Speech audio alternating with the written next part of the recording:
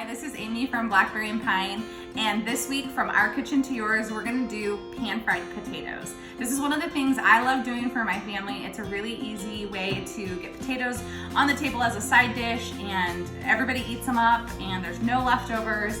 And so we're gonna begin with russet potatoes. I like to use russets. I know it's not a red potato or a golden potato, and those are healthier, but russets actually get the job done a little bit easier, and they have a better crispy crust that's created in the pan once you boil them and put them in the pan. So what I like to do first is I just cut the potato, and here's a really good tip. Keep your knives super sharp. If you have sharp knives, you're gonna cook a little bit faster. Everything will go a little bit faster. And some people will say, oh my gosh, a sharp knife, like I could really hurt myself. You are gonna hurt yourself actually more with a dull knife. And just keep going. Russet potatoes have a higher starch in them. So if you want, you can actually rinse these.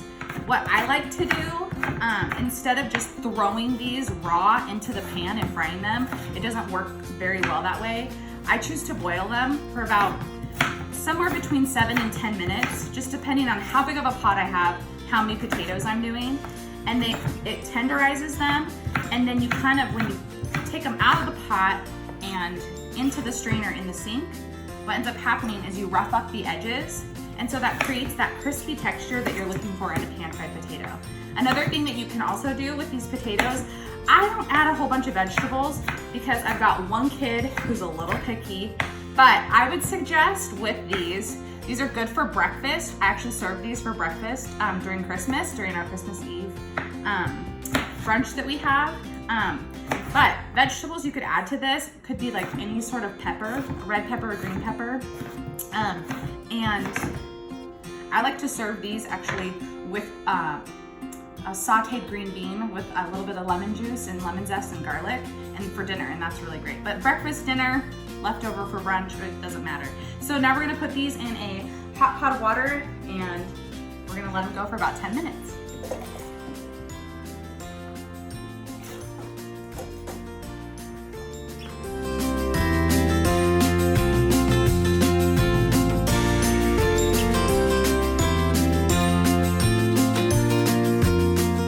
Okay, so we took the potatoes off the boil and they're ready to hit the pan. I've heated this pan up to about medium high. You want the potatoes, once they hit that hot oil, to fry immediately and not just like sit and like soak up the oil. You want the outside of that potato to get really crispy and for that oil to distribute through the whole patch, or batch, not patch, of potatoes. So what I have in here is a secret ingredient. If you want that secret ingredient, that I fry in, you can DM me, Blackberry and Pine, on Instagram, and then we add about 1/4 cup of olive oil and a little bit less than a half a stick of butter. Olive oil helps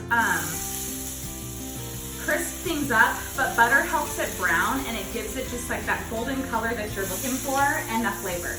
So now that that's in here, I'm going to kind of rough these up a little bit and kind of chop them a little bit, so it gets those crispy edges, and in the fryer they go.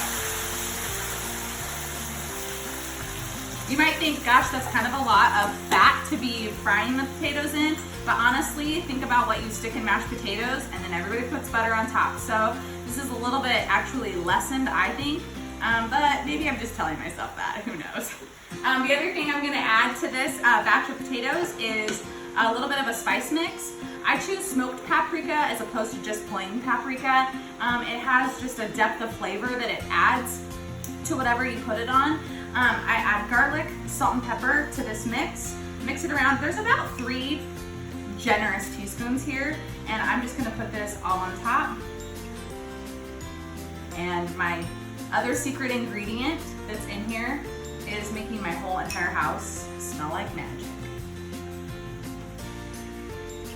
So that, I didn't use all of it. We'll see, there's probably about a half a teaspoon left, so maybe 2.5 teaspoons total.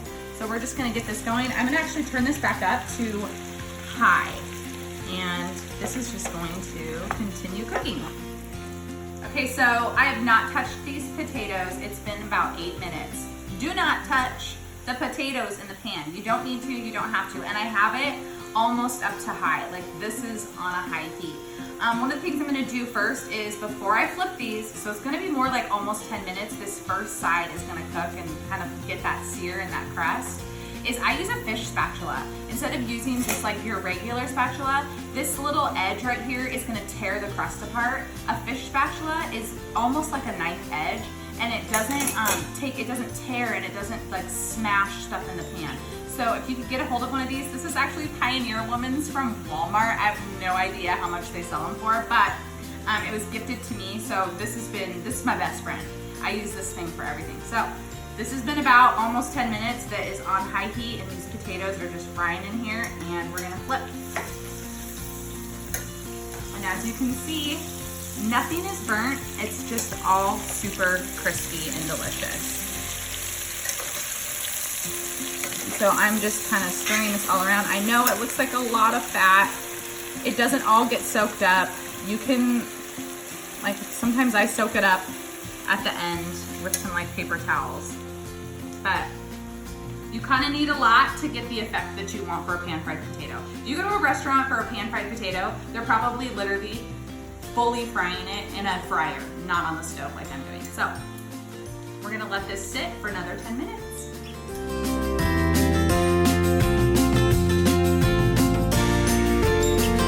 Okay, so this is gonna be the third time I flipped it. It's been about another 10 minutes. So really, you don't touch these. The key to really good, crispy pan-fried potatoes is you just don't need to touch them. It's unnecessary. And we're using the fish spatula. So this is my third flip. And as you can see, they are literally they're perfect. And you guys can hold these in the oven on warm on like a paper towel if you don't.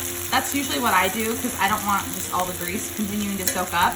And they just are really crunchy, and then I serve them and they disappear within seconds. So there is our pan-fried potatoes from Blackberry and Pine. From our kitchen to yours. Hope you guys have a great week.